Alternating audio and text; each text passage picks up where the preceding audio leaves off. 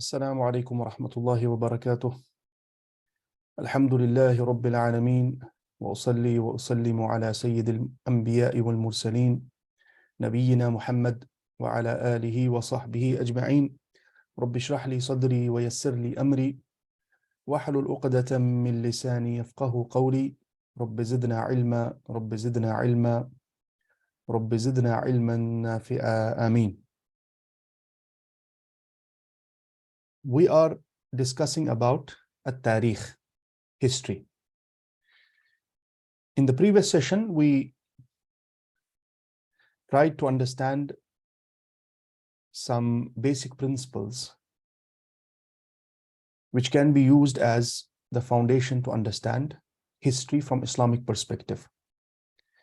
And we did a bit of comparison between the Western perspective and the Islamic perspective.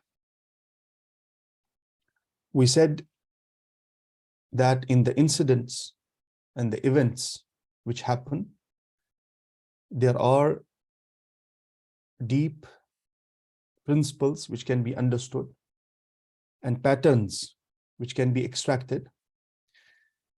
And this insight can help us solve many problems of our times based on a particular worldview.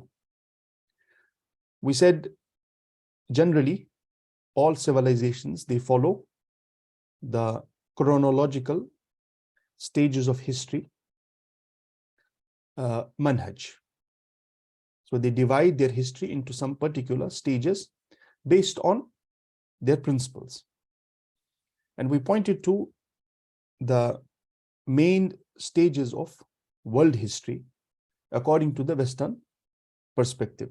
We said they divide it into 6 periods. And the main principles or foundations, which we called 3 overlapping stories, because West is not a particular geographical entity.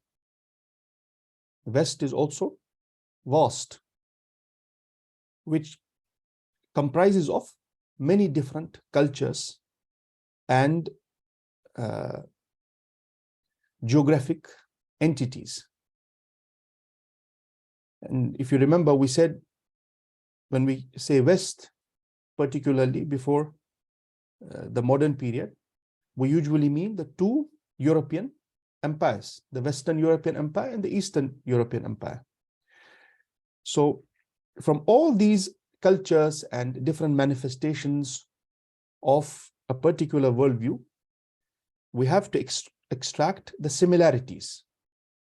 And this applies to the study of civilizations as well. When we study, and you can call it a meta manhaj, and this is a bigger manhaj.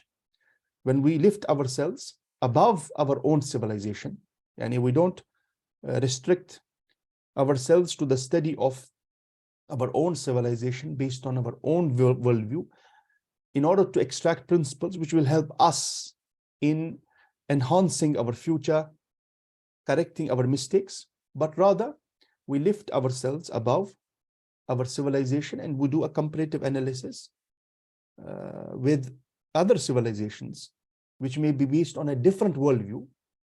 Here we are not talking about truth and falsehood. We do this in order to understand the challenges, in order to understand the course of history in a broader perspective.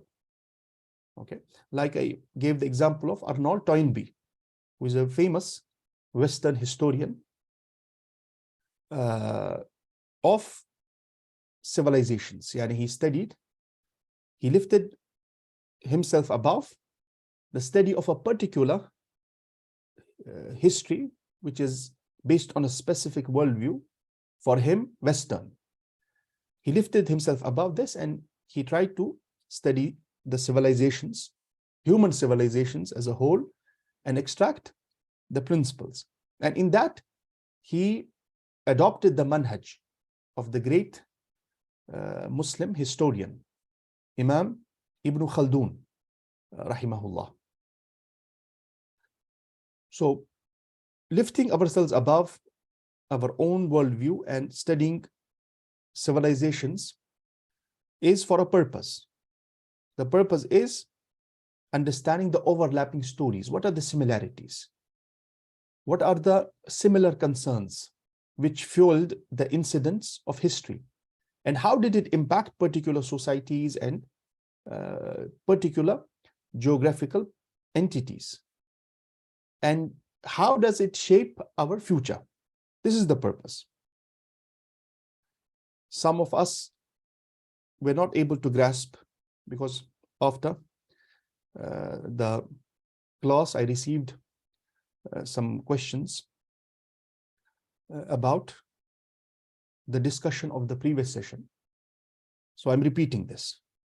We have, according to the Western perspective of world history, based on the chronological stages of history, they divide into some stages. We said the classical period, the post-classical period, the early modern history, and contemporary period, which we are living in. Contemporary period begins roughly from 1914 onwards.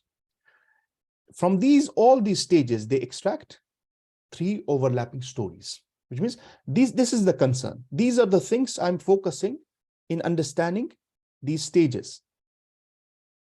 And these are the areas from where I will extract the principles of history. Number 1, gradual development of some similar human patterns as people come to terms with changing environments, like agriculture. Most of the primitive civilizations were agricultural civilizations, because this is a very important pattern which was common between civilizations. So all civilizations which developed near rivers and water entities, they developed agriculture. Number 2, the particular ways in which major civilizations developed, the special twists they put on basic institutions of government, belief system, social structure, even family arrangements. So all major civilizations, irrespective of where they developed, what is their worldview, these things are very common. They will have institutions. Because if it is a society, people are living together, they will have a government, they will have political institutions, they will have social institutions, they will have a belief system which keeps them together. They will have family arrangements. So this is very common between all civilizations.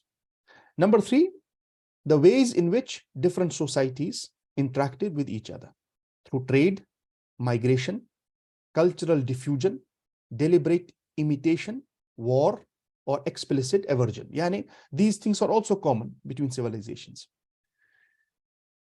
They will develop basic institutions of government, belief system, social structures, family arrangements. This is intrinsic to that civilization. But it will have interaction with the outer world. In the pre-modern world, this interaction was limited because globalization had not occurred yet. And in our times, this interaction has become very advanced, enhanced, which affects everything. Take the example of economy. A country, particular country, cannot think about its economy in seclusion, in separation from the global economic institutions like World Bank and International Monetary Fund, IMF. This is impossible because economy of the world is interconnected. And we are not talking about justice and oppression. There may be some rules which are unjust, but they are there. It affects. For example, the importance of dollar in world economy and its effect on the economies of the third world, for example. So this is a reality. These civilizations, even pre-modern civilizations, they felt the need to interact. Migration would happen. Trade is very important. So these are 3 overlapping stories, we can call them, or 3 important aspects. Understanding these things helps us in understanding the different changes which occurred in history, in any history. Now, I said in the West, they divide it into 6 stages. So in every stage, these are the main concerns of a historian. And there can be other concerns. And this is to make us understand how a historian or a student of history adopts a particular manhaj, a particular method in understanding what is going on. So history is not only about reading the incidents. This incident happened in that year, World War happened in this year, how many people that, it's not only about collecting data, how many people died, how many countries were involved, who won the war, who lost the war. This is basic information. But we have to dig deeper and extract the why aspect, particularly understanding our times and safeguarding our future. And in this process of understanding the deeper realities of history and extracting the principles, the foundation or the stepping stone is understanding the responses of different civilizations in their historical periods to these same concerns, because these are the same concerns.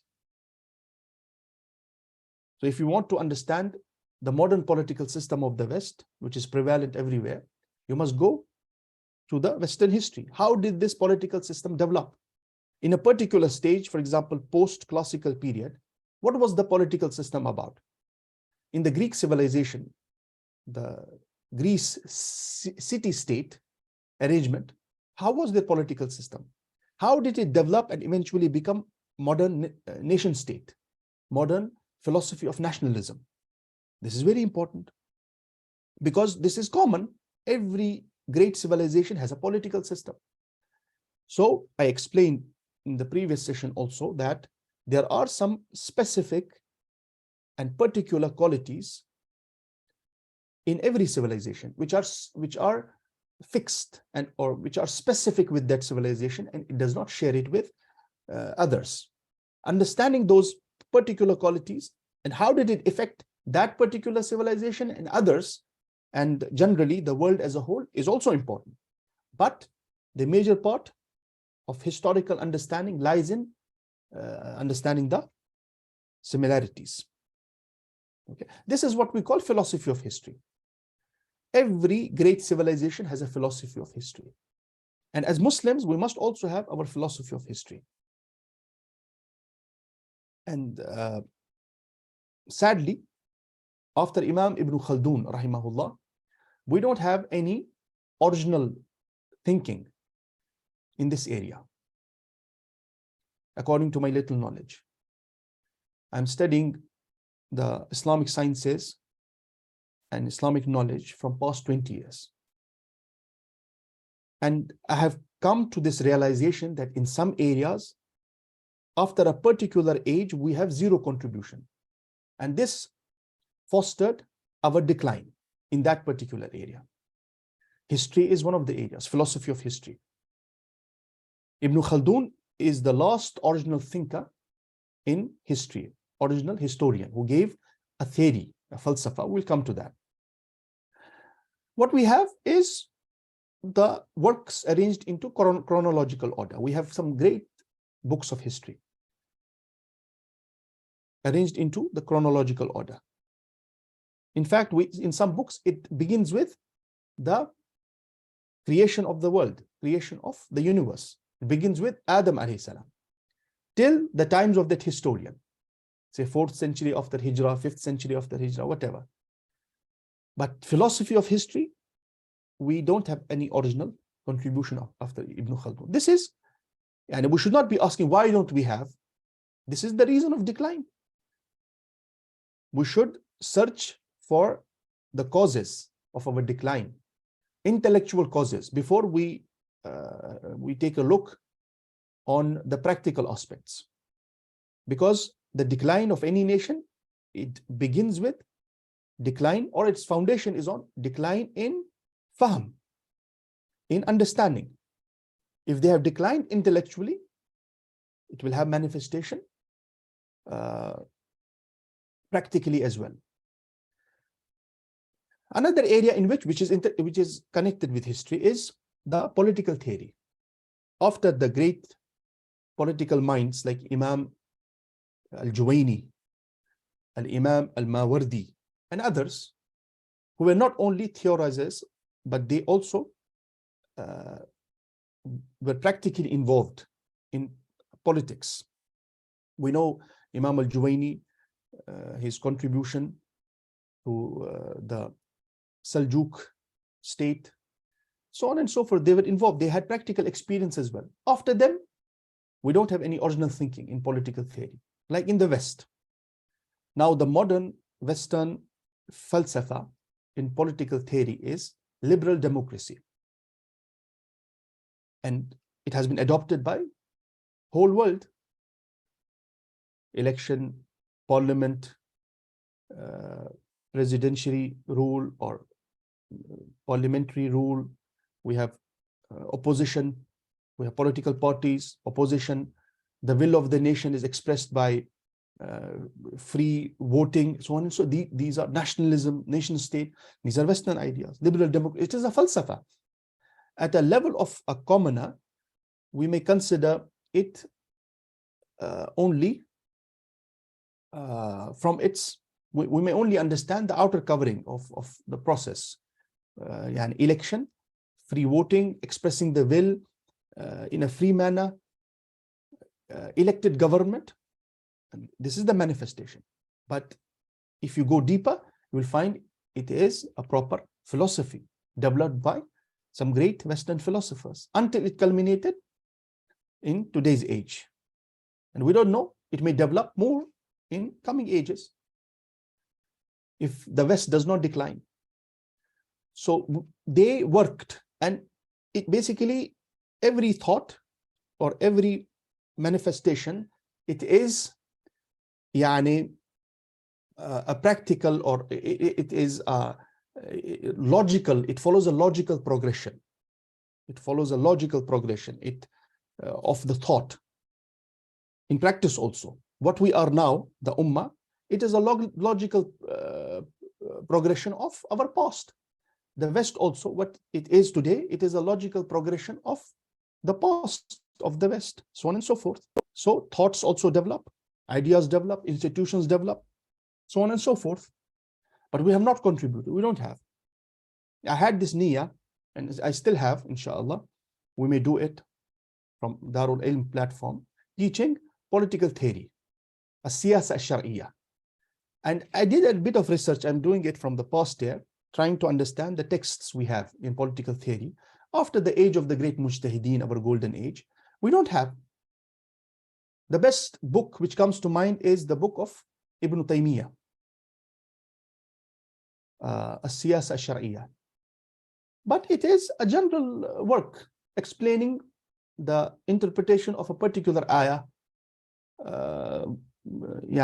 in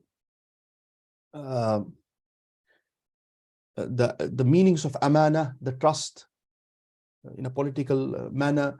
How should we select the best rulers, so on and so forth. And in most of these works, they focus on administration, how to administer the government. The previous works also, what are the conditions of a ruler, how should the ministers, what are the conditions, what are the shurut, what are the details, administrational aspect. But the political theory is not there. I did not find. I asked some good scholars of our times to suggest some texts. They suggested some texts here and there by some contemporaries, but it is not of that level. So we lack here. We have this problem. Okay, so we must think, reflect in these matters as a Muslim generally. And if I am connected with Islamic knowledge, and I'm an activist into revival of the Ummah, I should think. For example, when we talk about political theory, what is our political system? Khilafah. Nice. But this is a general word. How do you apply khilafah in modern times? For example, one of the most important rulings of the khilafah or the political system, Islamic political system, is jihad.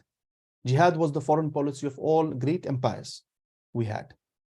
And if you read the early works of political theory, you will find that they make sure, they mention this, that the Khalifa should at least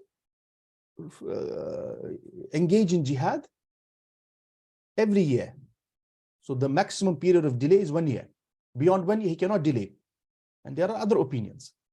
Now, the modern idea of nation state with known boundaries, you have a Muslim country, you have your boundaries, and you are flourishing, you are developing your country, you are implementing Islam also. And next to you, your neighbors are non-Muslim countries.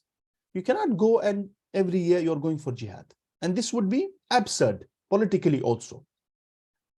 You're developing your country and suddenly you're going for jihad. Why will you go and enter the space of another? You cannot enter the space. This would be a declaration of war. And if modern countries would do this, it would be a chaos around the globe. So you have to rethink this ruling. We cannot negate the ruling of Islam also, but how to implement it requires new ijtihad. So ijtihad is not only in dhanni matters, in matters, in texts which have probability of more than one meaning.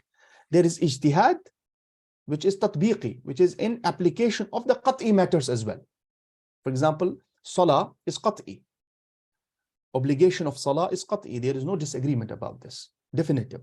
But how to pray requires ijtihad.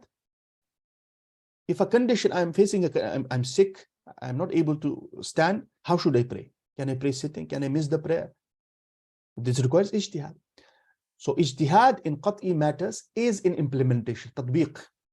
And ijtihad is in dhanni matters is in both understanding and tatbiq, implementation.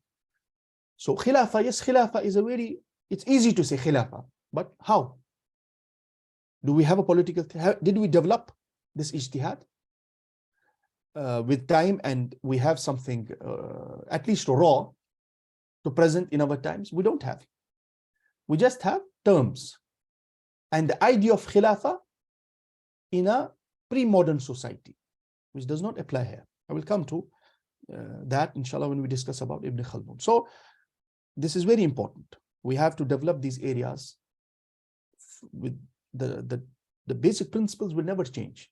We cannot change the book of Allah, the sunnah of the Prophet ﷺ. New revelation will not come, but we have to rethink new ijtihad, new implementation in the branches, so on and so forth. This is what ulama did in the golden age. But after that, it stopped. This is our zawal. This is the main reason of our decline. Now, coming to the philosophy of history, we said this is a deep topic.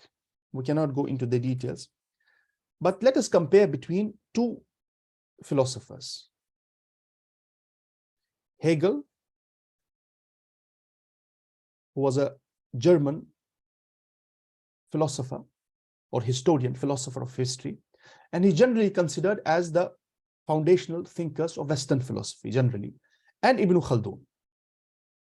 Ibn Khaldun is the famous Muslim sociologist and historian who gave a very original idea in understanding the history. Let's talk about Hegel first. Hegel, as we said, is a famous German philosopher and historian. And at the end of his age, he served as the head of the University of Berlin when he was 60. And he died after that. And he compiled some lengthy and great texts in understanding history. And these philosophers, they have contribution, generally, they have contribution in other areas as well. But they become famous for a particular theory or a particular contribution, and it shades their other works. Take the example of Ibn Khaldun. Everyone knows Ibn Khaldun as a historian, and he is famous for his Muqaddimah. the introduction he wrote to the lengthy history, the same normal history, the manhaj, chronological order, beginning with Adam alayhi salam till his times. But he became more famous for the muqaddimah, for the introduction he wrote to that history. And there are many Muslims, even students of knowledge, who think that muqaddimah is the only work Ibn Khaldun wrote in history. They don't know that this is an introduction to a lengthy book which he wrote in Muslim history. Many people don't know this. But Ibn Khaldun was a faqih as well. He was a Maliki faqih. He has contribution in fiqh. He has written a work in tasawwuf as well. People don't know this. Hegel became more famous for history. His most prominent works are the phenomenology of spirit, the science of logic, and the elements of the philosophy of right. But his texts are considered very complex and lengthy. So it's a very complex prose, which requires deep thinking in extracting the real meanings. I will summarize some of the main ideas which he gave about history. We said the manhaj of Hegel, if you remember in the previous session, we said his manhaj is progressive.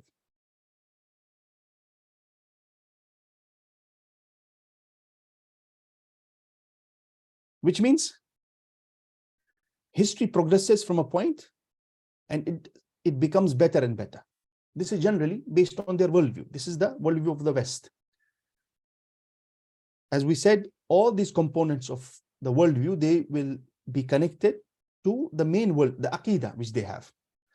So the West believes in, and this appears in all fields of knowledge. West believes in evolution, intellectual evolution, physical evolution. Mankind developed from an imperfect state to a perfect state, and we are becoming better and better with the passing of every day. So 2023, 2024 will be better than 2023. The next year will be better than the previous year in the worldly aspects, intellectually as well, in thought, so on and so forth. That's why the word primitive, medieval, as we said, pre-modern, these are used as these terms are used in negative connotation. Sometimes to refute the religious thinking as well. Religious thinking is considered to be pre-modern thinking. You still believe in hijab, this is pre-modern, this is primitive. We have progressed. Okay. So progression is good in some aspects, and it's evil in other aspects.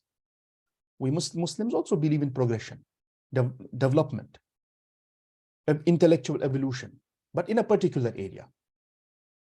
In other areas, we don't believe in it. So we don't believe that nudity and nakedness, removing your clothes, is progression and development. And wearing full clothes, covering your aura, is primitive way of thinking. Take the example of gender issues. This card is also used in this area. Belief in two genders was a primitive thing, pre-modern idea. Now, gender fluidity is the modern concept. So, enhance yourself, develop yourself, be modern, be progressive. This is because, and in life also, life cycle of the biological philosophy of the West also is of the same idea, that life developed from something basic to complex, right? Human being is a complex form of life.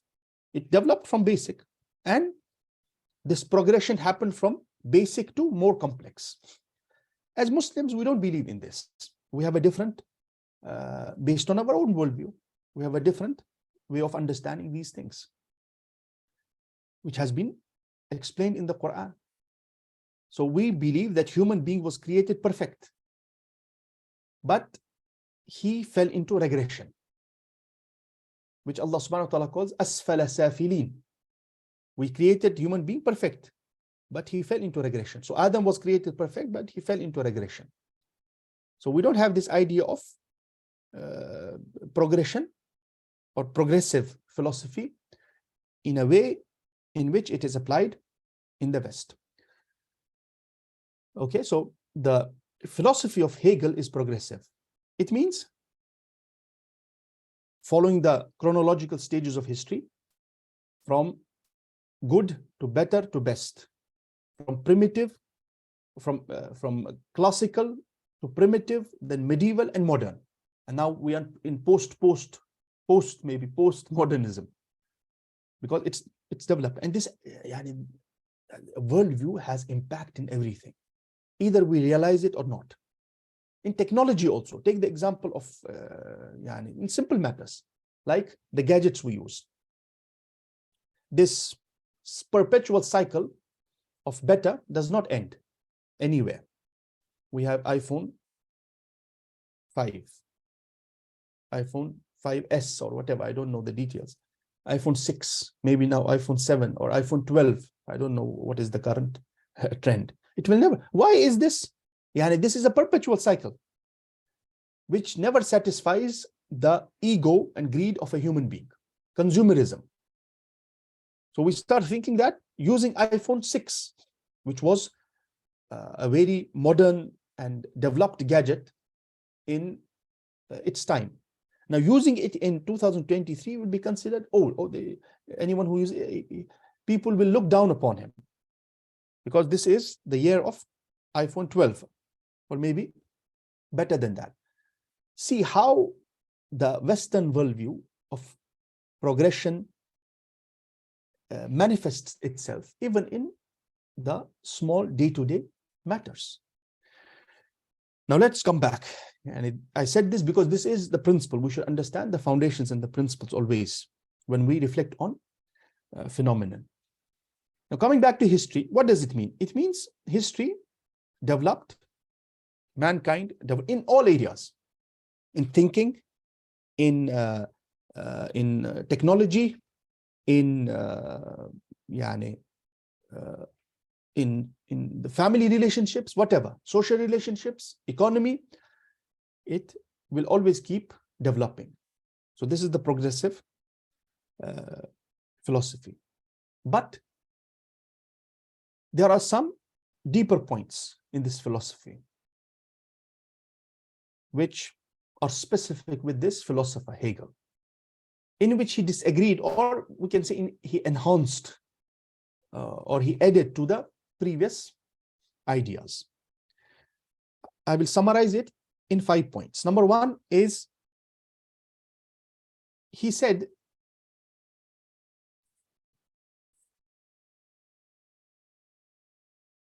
that the important parts of ourselves can be found in history.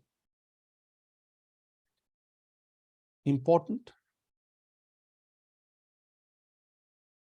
parts of ourselves can be found in history.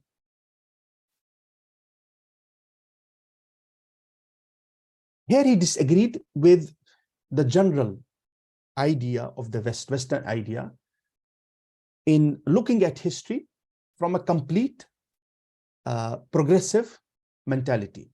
Then everything which was pre-modern was less developed, and everything which is modern is better. He said, no, there can be many, generally he agrees because he's a Western philosopher, but he said, generally this is true, but there can be some certain aspects which in our history from which we must learn, or we must adopt them in our times, or we must reflect on them in order to reach the solutions of the problems we are facing today. So according to this idea, progress is never linear. The general concept in the West is that progress is linear. Progress is linear. There is no aspect in the primitive societies which applies today or which can be beneficial today. It was a primitive society, it ended. We have advanced, we have progressed, developed. He said, no, this is true generally, but there can be certain aspects in which we did not develop, but we fell into regression in modern times. Generally, we developed, but this particular aspect we did not develop. For example, in the ancient Greece, there was this idea of community, because the early Greek city-state was based on community, the idea of community, a certain section of people who live in mutual solidarity and community. The modern technology and the philosophy of individualism, we all have gadgets in our hands. We are living in the same family. We don't have strong relationship with even our own blood relatives, like our parents, our brothers and sisters, like our forefathers used to have, even like our parents used to have. Community, the sense of community has been destroyed because individualism prevails. And the manifestation, and the reason and the manifestation at the same time is the modern social networking, idea of social networking. So we are connected with fake people. We have fake following. The real people who matter in our life, they are nowhere. They don't have any role. We have disconnected from them. So according to this, he says, well, we can pick this idea of community from the past and learn from it and apply and solve a problem which we are facing today. This is a genius idea. So according to him, progress is never linear. Don't think that the primitive or pre-modern societies or a certain stage of history was all is of no benefit. And the modern stage which we are living or experiencing now is all beneficial and good. There can be certain aspects in that pre-modern stage which are good. And there can be certain aspects in this modern stage which we are experiencing which can be evil. We can take it from there and learn. So important parts of ourselves can be found in history. He did not use these words, but we can explain or put it like this. So we can say progress is never linear.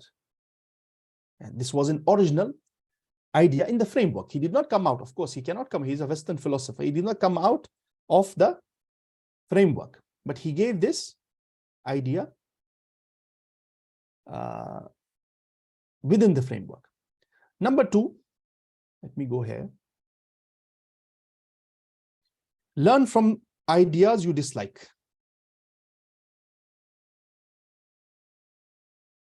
Learn from ideas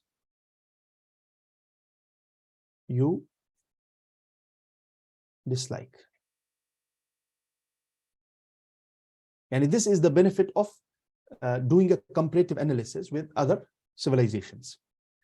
So for example, from Islamic perspective, taking a look on the world history or history of mankind, you may dislike some ideas.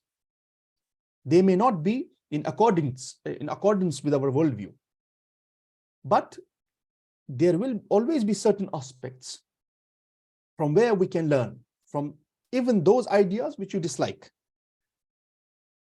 Okay, so this is the importance of learning from the enemies also.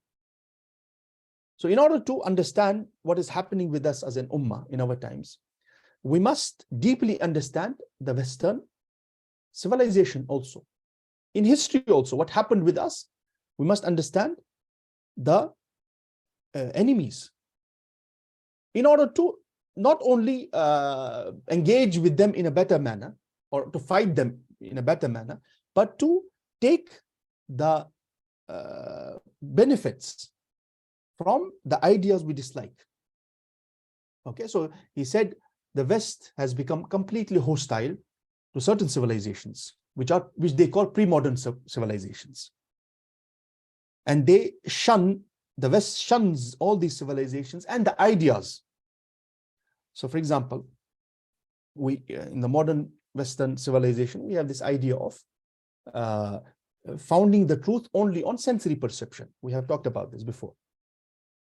And the knowledge which cannot be based on sensory perception, it is shunned altogether. They call this is primitive. Some even use the term myth.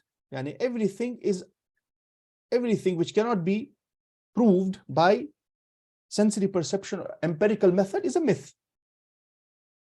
And belief in myth was a quality of the primitive societies. Now we have progressed. We should not be believing.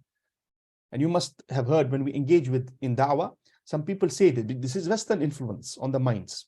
Even Muslims, when we talk about belief in angels, they say, brother, this is a primitive thought. Do you still believe in angels? This was myth. But of course, we have importance of Iman in Islam, but the Western civilization does not realize that in primitive societies, myth was as good as empirical reality. Okay, that's why when you compare between the East and the West, even today, you will see the Eastern societies are still better, intact, because they have some form of myths, religion, ideas which maintain their social solidarity. In the West, it all has been destroyed. Even if it's falsehood. And when a flood comes, for example, and you're not developed to stop the destruction of this flood, you will fall into chaos. You cannot do anything. You're not developed. You're a society. In the village, for example, village life, a flood comes, you cannot do anything. You are not developed to make a dam or something like that. What will you do? And if it is a perpetual phenomenon, it's happening again and again, you cannot run away from it. It will cause great depression to the whole society. And they would have myths, and they would believe, oh, gods have done it. We must introspect. We are doing something wrong. That's why this flood is coming. I'm talking about non-Islamic perspective, which is falsehood, but still they had something to stick on, which would help them emotionally as well. So they would sacrifice for the river god or something like that, and they would feel solace in that. This is better than what West has done to the minds. Okay, so myth had importance. Even the Western authors have realized this. I have read this small treatise before a couple of years by Karen Armstrong, the story of myth, or sorry, the history of myth. She explains the importance of myth in the primitive societies. How did myth solve their problems? How were they connected with the myth? So learn from ideas you dislike. Number 3, progress is messy. Progress is messy. He called this, if we write this in a more nuanced terminology, he called it dialectic.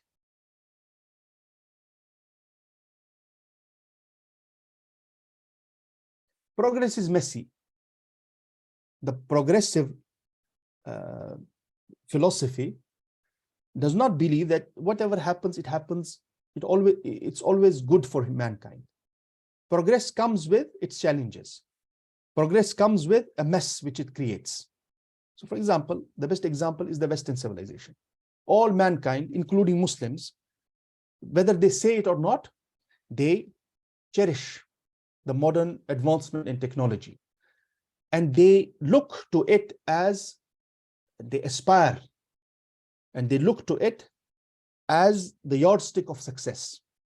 For example, a country, a third world country, a Muslim country, if we want to develop, we look to the technological advancement.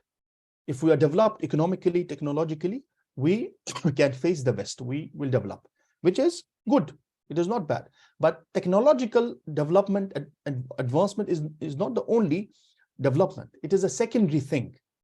The main development which Islam talks about is development of morality, development of aqidah, development of human beings themselves. What is the fun of having the best educational institutions, healthcare, best roads, best means of transportation, internet, electricity, nuclear energy, when the human being who is living in these facilities has been corrupted? There is no benefit according to Islamic perspective. So both go together. Progress comes with a mess. See the mess West has created to reach this technological advancement in empirical sciences. What a great mess it has created. So Hegel here means in that mess we have to find, like we go to a scrap market, it's a mess, but we pick the beneficial things only from there. So this mess should not discourage us from benefiting from our history. This is a very important point, very profound. Like for example, what we discuss in these days, it has become a fitna in Muslim intellectual discourse, talking about the wars which happened between the Sahaba, fitna which happened between the Sahaba. And we have sects which went to extremes in understanding this matter. We have debates in our times between people, and some go to one extreme, ifrat and tafreed, and some go to another extreme. It's very difficult to create a balance and understand how did Sahaba fight each other. Remember, all great civilizations, they come with the mess. Mess will happen. It is intrinsic.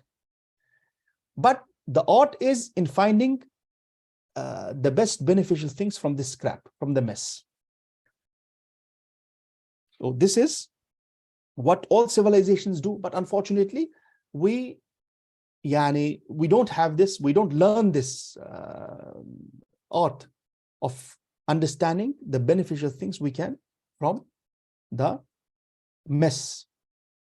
Okay, this mess cannot be avoided because human endeavor, this will happen.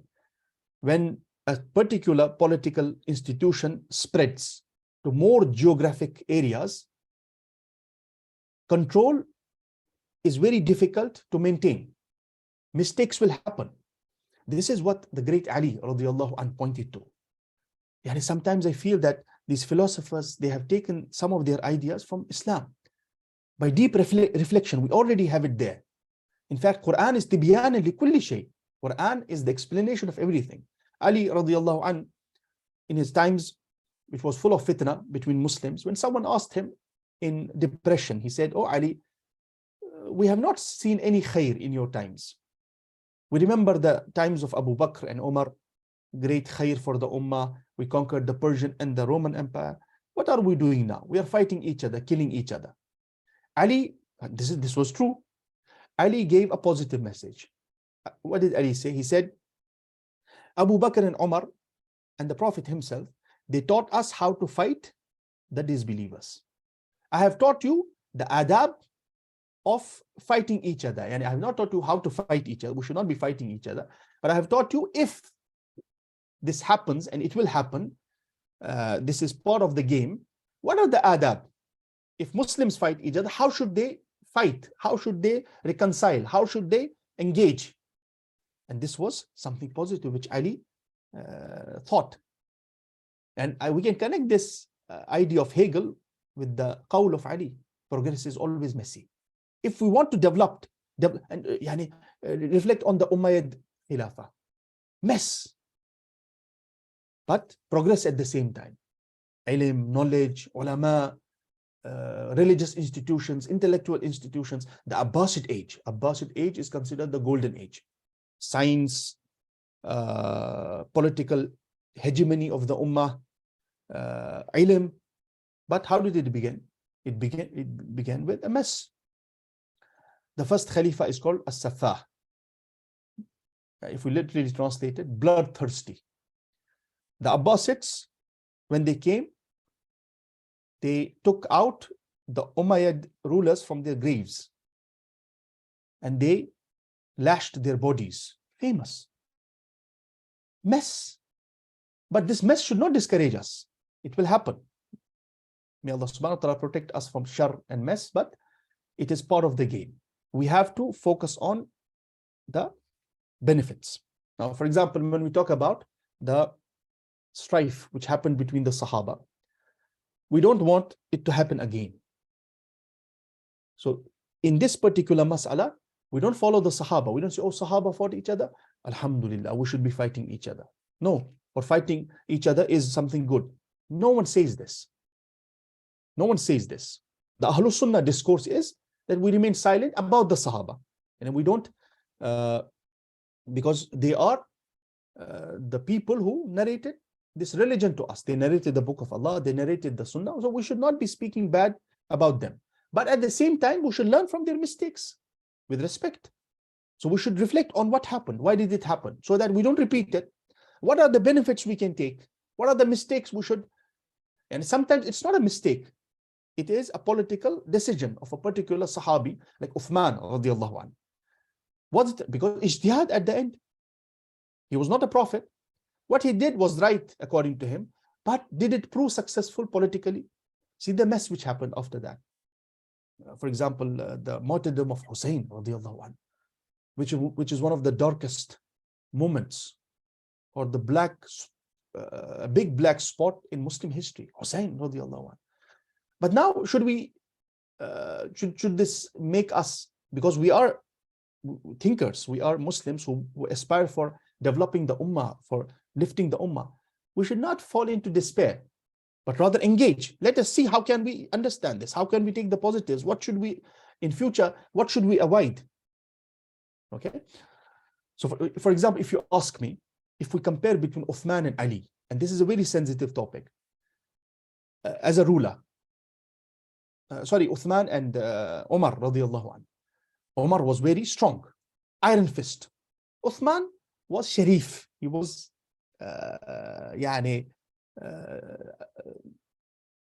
of a great character. That's why he eventually he was martyred. This is written in his qadar, but we should analyze the political reasons. So a ruler should be very strong. I had a friend, Palestinian friend, sometimes we discuss politics. Palestinians are very knowledgeable about politics, and they are fighting Israel.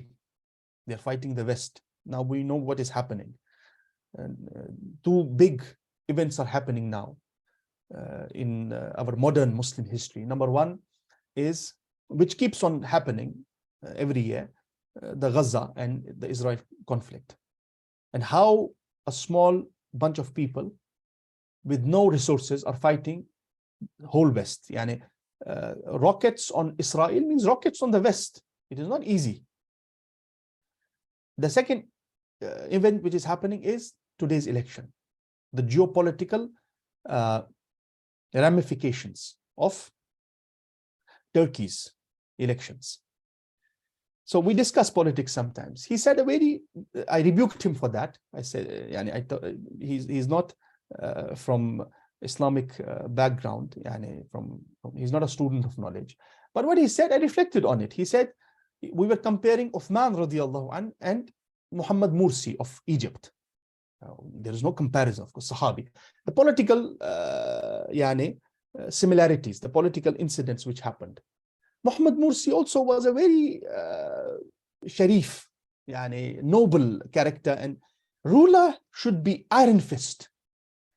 Ruler cannot be, okay, let me die if this fitna ends. This is what both Uthman and Muhammad Mursi said. If you kill me and this fitna stops, I will sacrifice my life. But of course, Uthman had a better reason, because the Prophet ﷺ had informed him. The Prophet had told him, Allah will grant you a cloak and people will try to snatch it from you. Don't give it to them. He had but both used the same argument. And after them, did fitna stop? No, fitna will never stop. Uthman radiallahu anhu, he said, let me die, because the Sahaba came to him to save him. And they told him, the fitna is coming, they will kill you. let's leave Medina, or let us take you to a safe location. Uthman did not accept. He said, I will not leave this place. If it means my death and the fitna stops, let me die. Let me sacrifice myself. We can say this was a weak political move, but he had a good reason, radiyallahu anhu. Reflection on ijtihad of the Sahaba, taking the best opinions and leave. In politics also is important. So I rebuked him. I said, don't compare Mursi, Muhammad Mursi, and Sahabi, radiyallahu. Uthman is a Sahabi, but I reflected on what he said. This is true, the political. So we should be reflecting. You may disagree with me. I don't want to discuss a particular masala here. I'm not focusing on that. What I'm saying is understanding the mess which happens and taking the best points from it. But here also, we Muslims, we engage in fiqhi arguments. The status of the Sahabi, we should not be speaking, remain silent. This is Imam Sufyan al-Thawri said this. Fine. But we should engage in understanding the political affairs as well for the future of the Ummah. Number 4, art has a purpose.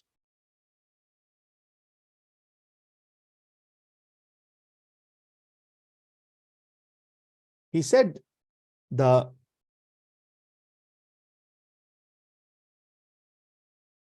one of the main works of a historian is to reflect on the art of a particular civilization. Art has a purpose. Art, aesthetics, art, whether it's in the form of literature, painting, architecture, whatever, it has a particular purpose. It should not be only for satisfying the aesthetic aspect of a human being. And if we see a painting, we appreciate it, and it is coolness to our eyes. He said, no, we should take the higher principles from the art. We reflect, yani why do we see, when we see the Greek art, why do we see only naked and nude sculptures? Did they worship human body? Why were the Greeks so enthusiastic about human body? What was the purpose? Reflection. What about our art? Muslim art is more about literature, language. Why were we so obsessed with language, particularly the Arabic language? Art has a purpose. This is very important for a historian. And it serves as a good area from which a historian can extract understanding of history of a particular civilization. Last but not the least is the need for new institutions.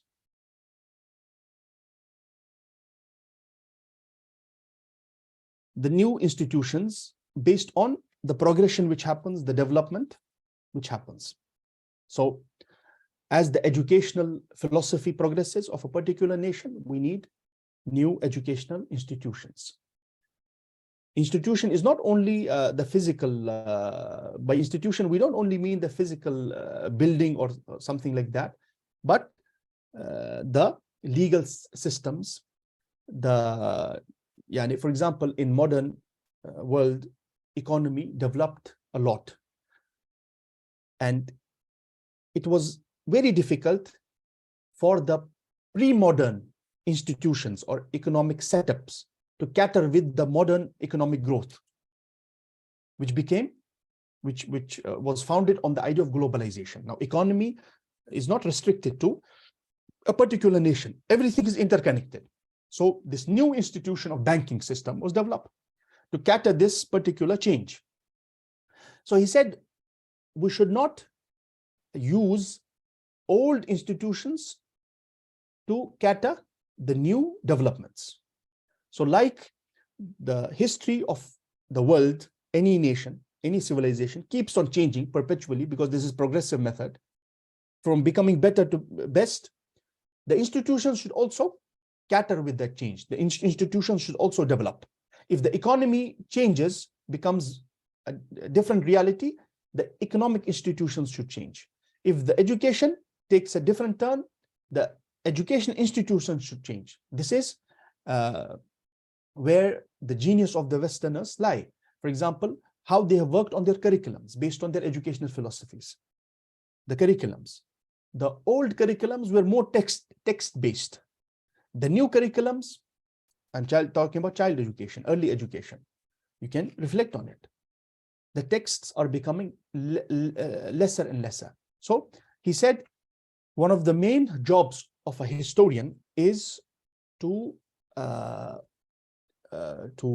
reflect on the institutions of the past, which were based on the change which occurred there, and to give ideas of new forms of institutions. And what we see around us in the form of buildings and companies, it was the spark or the development happened in the mind of a philosopher who gave this idea of a new economic institution, for example, to cater with the changes which happened in the modern age. So these are 5 important points which explain the progressive manhaj of Hegel.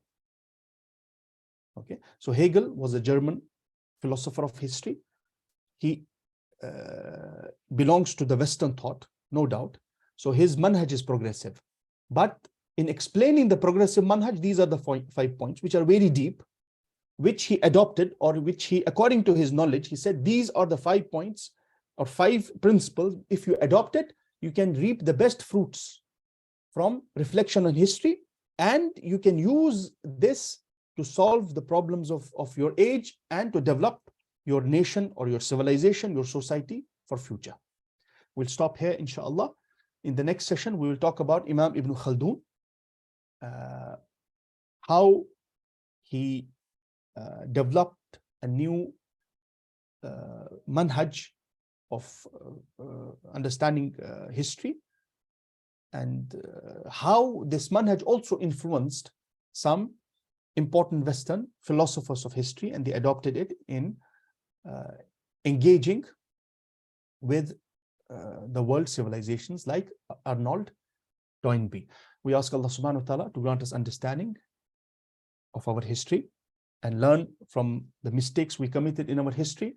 We ask Allah subhanahu wa ta'ala to accept our good deeds and forgive our sins. May Allah subhanahu wa ta'ala accept the ilm which we are spreading. May Allah subhanahu wa ta'ala give us tawfiq of imbibing this knowledge and applying it practically in our lives. May Allah subhanahu wa ta'ala forgive the shortcomings and mistakes we commit in these classes. We ask Allah subhanahu wa ta'ala by his beautiful names and exalted attributes to cure our sick and to forgive all our dead. Ameen ya Rabbal Alameen. Wa sallallahu ta'ala ala nabi al-ummi. Wassalamu alaikum wa rahmatullahi wa barakatuh.